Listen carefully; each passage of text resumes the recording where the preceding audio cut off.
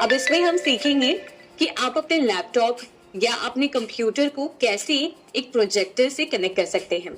इसके लिए बहुत ही आसान तरीका है कि आप अपने कंप्यूटर को एक केबल के जरिए प्रोजेक्टर से कनेक्ट कर सकते हैं। आजकल आप चाहे कोई भी टीवी देखे या कोई भी प्रोजेक्टर लें, उसमें आपको एक पोर्ट मिलेगा। वो पोर्ट आपको अलाउ करता है कि आप उसमें एक केबल इंसर्ट करें और वही केबल आप अपने कंप्यूटर या फिर अपने लैपटॉप में इंसर्ट करते हैं। तो इसके जरिए आपका इनपुट डिवाइस और आउटपुट डिवाइस और दोनों ही डिवाइसेस को आप HDMI केबल या फिर VGA केबल के जरिए दोनों ही डिवाइसेस को कनेक्ट कर सकते हैं। सबसे पहले जानते हैं HDMI केबल के बारे में।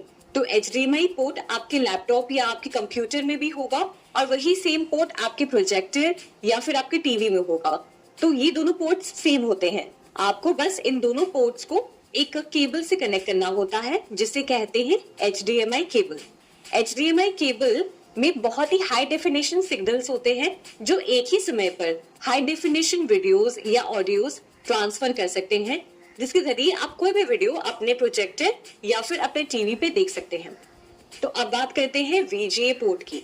अब ये आपको ज्यादा इस्तेमाल होते हुए नहीं दिखेगा, क्योंकि VGA में आप बस वीडियो ट्रांसफर कर सकते हैं, ऑडियो ट्रांसफर नहीं कर सकते हैं। जैसे कि हमने HDMI में देखा कि आप वीडियो और ऑडियो दोनों ही ट्रांसफर कर सकते हैं, वैसा हम VGA में नहीं कर सकते हैं। प्लस VGA में हाई क्वालिटी आपको नजर नहीं आती प्रोजेक्टर में। मतलब अगर कोई 4K वीडियो है, बहुत ही हाई डेफिनेशन वीडियो है, तो वो उतनी क्वालिटी डिलीवर नहीं कर पाता है जो कि HDMI कर पाता है। तो इस तरीके से ये दोनों मेथड्स हैं जो आप यूज कर सकते हैं अपने लैपटॉप या कंप्यूटर में से किसी भी डेटा को प्रोजेक्टर पे देखने के लिए।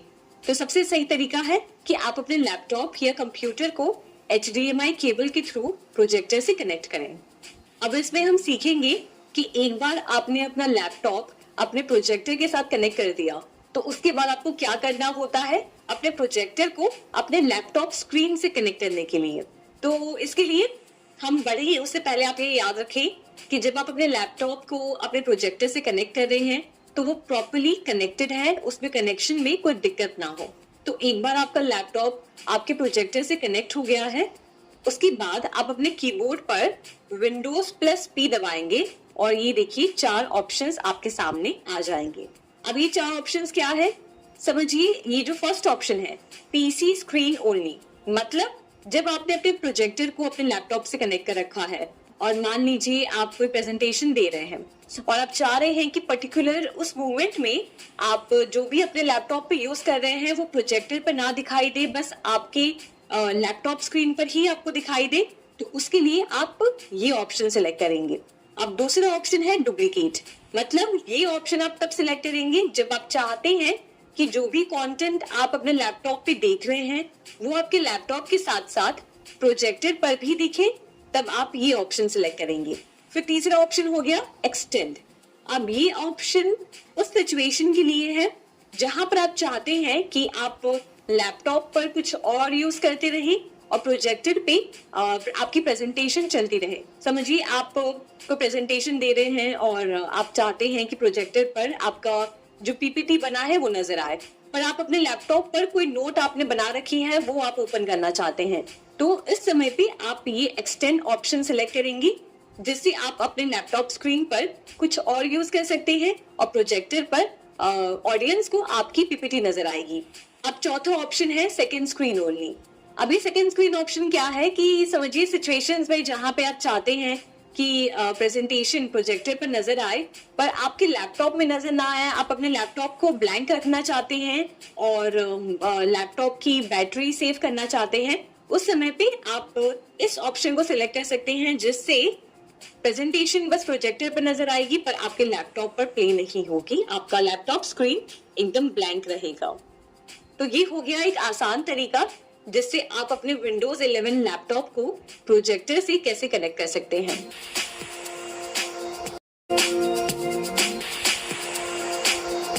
अब चलिए देखते हैं कि आप कोई भी माइक्रोसॉफ्ट वर्ड डॉक्यूमेंट को कैसे PDF में कन्वर्ट कर सकते हैं। तो उसके लिए बहुत आसान तरीका है, आप पहले अपना वर्ड सॉफ्टवेयर जो है खोल लें मैं यहाँ पर ओपन कर रही हूँ। यहाँ पर ओपन किया और जिस भी फाइल को मैं PDF फॉर्मेट पे कन्वर्ट करना चाहती हूँ उस पर मैं क्लिक करूंगी और यहाँ पर आप फाइल ऑप्शन पे क्लिक करें और फिर उसके बाद यहाँ पे नीचे देखिए सेव एज का ऑप्शन है, सेव एज पे क्लिक करें और यहाँ से देखिए वर्ड डॉक्यूमेंट जो दिया है फॉर्मेट, इसमें आप इस एरो पे क्लिक करें ड्रॉप डाउन मेनू पे और यहाँ से PDF सिलेक्ट करें। PDF आपने सिलेक्ट कर लिया, उसके बाद मोर ऑप्शंस में जाकर आप अपने कंप्यूटर में किस लोकेशन पर ये PDF फाइल सेव करना चाहते हैं वो सिलेक्ट करें। तो मैं चाहती हूँ कि स्क्रीनशॉट्स में ये सेव हो और मैंने इसे नाम भी दे दिया इस फाइल को और उसके बाद सेव। और इस तरीके से आप अपने वर्ड डॉक्यूमेंट को PDF में कन्वर्ट कर सकते हैं। अब देखते हैं कि हमने जहाँ पे सेव किया था वहां पे डॉक्यूमेंट है या नहीं। तो हम हमारे फाइल एक्सप्लोरर में जाएंगे और यहाँ पर आप वो फोल्डर सिलेक्ट करें जहाँ पे आपने सेव किया था। मैंने किया था स्क्रीनशॉट्स में, तो स्क्रीनशॉट्स में मैं गई और यहाँ पे देखिए वेलकम टू कंप्यूटर लिटरेसी नाम से ये PDF यहाँ पे सेव्ड है। तो इस तरीके से आप बहुत ही आसान तरीके से कोई भी वर्ड डॉक्यूमेंट को PDF में कन्वर्ट कर सकते हैं।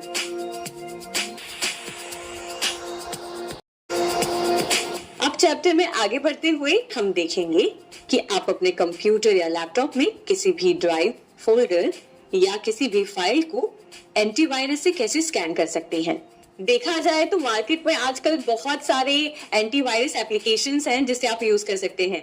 एग्जांपल के तौर पर कैस्परस्काई, नॉर्टन, अवेरा, ये सारे एप्लीकेशंस आप अपने विंडोज लैपटॉप पे इंस्टॉल करके उससे आप वायरसेस को स्कैन कर सकते हैं। पर सबसे अच्छी बात ये है कि विंडोज 11 में खुद का अपना एक इनबिल्ट आप समझिए एक सिस्टम है जिसके जरिए आप वायरसेस को स्कैन कर सकते हैं। तो आइए देखते हैं कि कैसे आप इसे यूज कर सकते हैं। तो सर्च बार में आप टाइप करिए विंडोज सिक्योरिटी।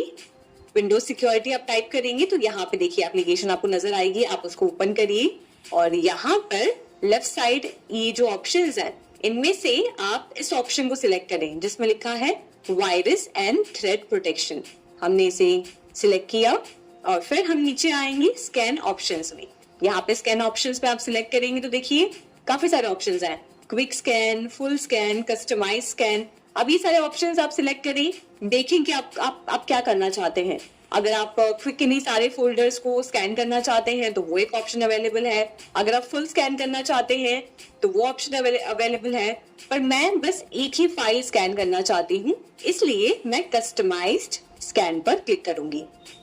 जैसे ही मैंने ये क्लिक किया फिर मैं स्कैन नाउ पर क्लिक करूंगी और यहाँ से ये जो फाइल्स की विंडो ओपन हो गई है इसमें से मुझे वो फाइल सिलेक्ट करनी है जिसे मैं स्कैन करना चाहती हूँ। तो मैं इसे स्कैन करना चाहती हूँ। मैंने ये फोल्डर को सिलेक्ट किया और उसके बाद ये ऑलरेडी स्कैन हो चुका है। तो आप इसका रिजल्ट ऊपर जाएंगे और देखेंगे तो देखिए अभी 1745 हो रहे हैं और इसने बता दिया है कि लास्ट स्कैन 1744 को हुआ था और उसमें कोई भी थ्रेट्स यानी कि कोई भी वायरसेस उस फोल्डर में नहीं थे। ये था आसान तरीका कि कैसे आप किसी थर्ड पार्टी एंटीवायरस का यूज किए बिना अपने कंप्यूटर या लैपटॉप के एंटीवायरस को यूज करके अपने सिस्टम में जो ड्राइव, फोल्डर्स या फाइल्स हैं उनको एंटीवायरस से स्कैन कर सकते हैं।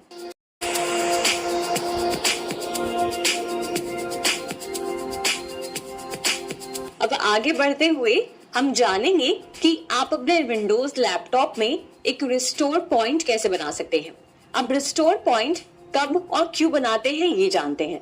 तो रिस्टोर पॉइंट एक ऐसा माध्यम है जिसके जरिए आप अपने कंप्यूटर का बैकअप ले सकते हैं।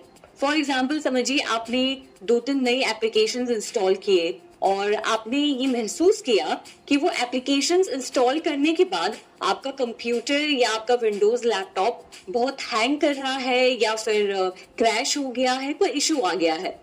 तो इसके लिए आप क्या कर सकते हैं कि पास्ट में अगर आपने अपने कंप्यूटर या लैपटॉप पे एक रिस्टोर पॉइंट अगर क्रिएट किया हो तो आप उस सिचुएशन में वापस पीछे जा सकते हैं जिससे कि आपको अपने लैपटॉप या कंप्यूटर को फॉर्मेट करने की जरूरत नहीं पड़ती और आप वापस पहले वाली पोजीशन पे पहुंच जाते हैं जिससे कि